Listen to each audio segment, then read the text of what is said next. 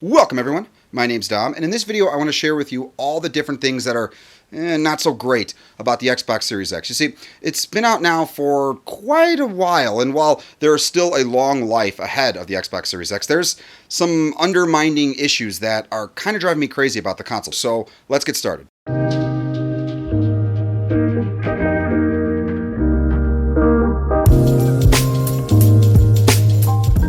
Okay, so the Xbox Series X has been out for a bit now, like I said in the intro, and while the console itself, in terms of its look, in terms of its feel, is fine, really what matters when it comes down to a game console is the games, and that is kind of the first major issue. Microsoft has been struggling to get those sort of first-party platform games, just games in general, onto the thing. I mean, when I look at the competition with the PlayStation 5, and while I can't honestly say it has that many more games than the Series X, the Series X is kind of bare bones, and Microsoft continues to push their different services like Xbox Game Pass. While it is a great value and xCloud is really cool and the stuff that they're trying to do with those different online services, they seem to have this like really sharp focus on trying to get you to get those things. And a console cannot be built off of its previous generations. The previous generations coming with it and backwards compatibility are certainly great things, but there needs to also be a future, past and future, but more future because we're always going into the future. And so while I do think it is a great, it's an awesome thing what Microsoft is doing with the Xbox One games and the Xbox 360 games for the Xbox Series X, it's still just not enough. It's not enough of a driving force. And when I look at things like the Series S, well, I understand it's a budget console, right? I do understand that the purpose of that console is to kind of help get better market penetration, for different folks. I mean, not everybody is as hardcore or is into like 4K and 60 frames and all that other stuff as others. And so for the Series S, it's definitely marketed as that. But there also seems to be this ploy to push that console towards these online services like xCloud. And I just can't get behind that being the focus of Xbox. Xbox still needs games. Game Pass is cool, all that stuff is great, they're cool services. There still needs to be more. You can't just continue to live off of your previous generation, especially when the Xbox One wasn't the best Microsoft Xbox console generation that they've had. Now, I know that Microsoft had an exclusive Halo specifically targeted for the Xbox Series X at launch, and unfortunately, due to development delays with the pandemic and everything like that, it just didn't make the mark. And goodbye Phil Spencer for ensuring that,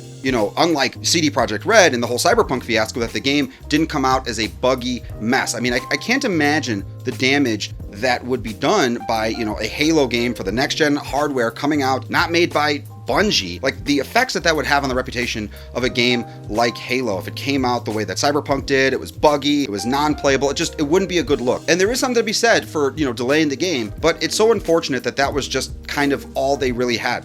Forza is not going to be out for a while. Gears of War there are fans of Gears, but it's just hasn't been the same from my perspective anyway. I played the first couple Gears games and they were really good, but it's sort of lost its steam. Fable has been all over the place. We didn't get one for last gen, and I know that Microsoft bought Bethesda and a few other companies, and they are trying to do stuff, but they're still lacking something to do. I mean, all things considered, I have been using my Series X for playing like older games. The Witcher 3 is one of my favorite games, and I love what the Series X does, but it's just, there's no killer app. There's no anything new. And that kind of brings me into the whole last gen, this gen comparison. The Series X is too much like last gen. I've mentioned that before, but it's interesting to me how I can go to the Xbox One X or original Xbox One and look at the Series X from the UI, from the design, from all those different elements, and it feels the same. It doesn't feel like a big leap up. It feels like I'm just more or less looking at like a beefed up Xbox One X, like a double, triple beef,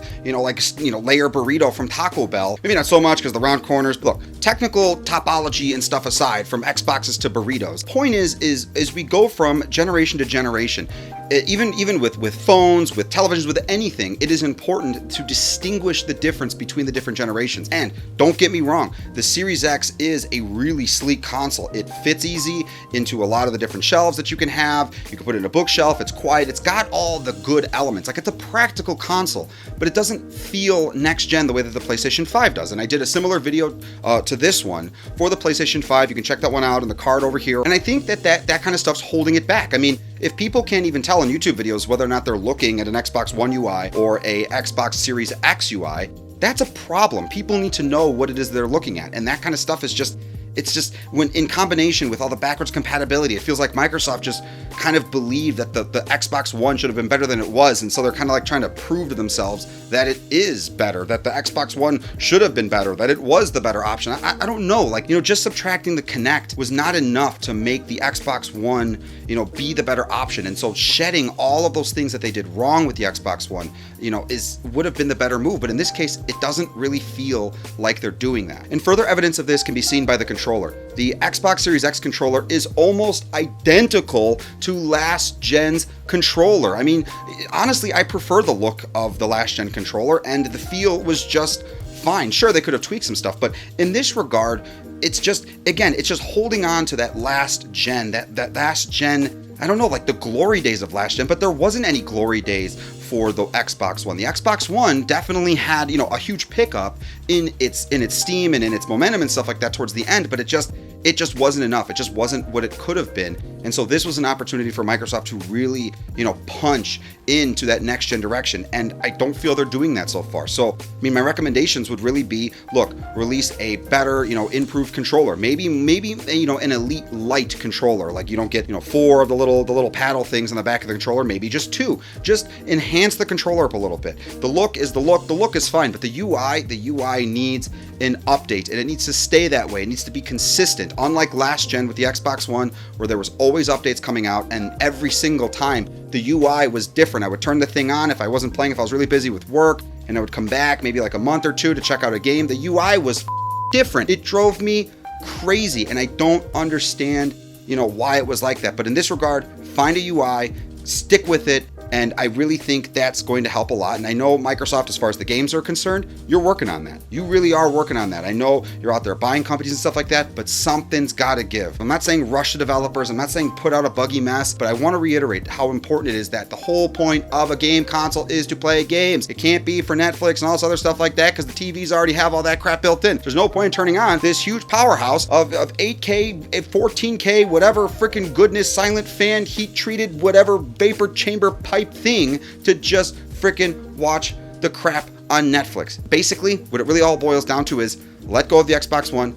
That's done, and move into the current generation. Let me know what you guys think down in the comments below. I really want to hear what your thoughts are. If you have your hands on a Series X, what your thoughts are. What are some of its strengths? What are some of its weaknesses? And just the things you're enjoying about it. Please be sure to like the video, definitely subscribe, check out some of the videos I mentioned before. And I'm doing the new thing now. Please consider sharing the video. It helps out a ton.